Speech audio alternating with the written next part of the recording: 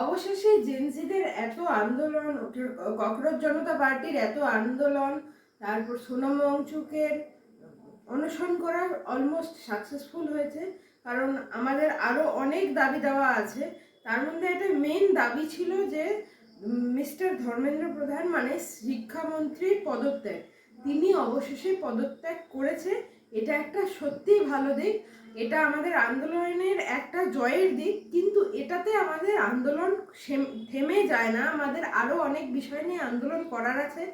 তো দেখা যাক, এই বিষয়টাতে আমরা জয় পেয়েছি, এটাতে আমরা প্রচণ্ড খুশি।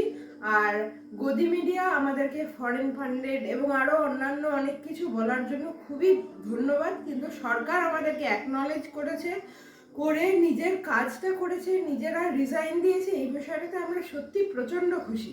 Thank you so much for watching.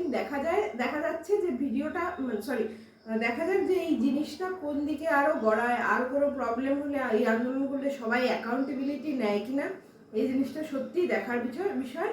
দেখা হচ্ছে পরের ভিডিওতে। টাটা।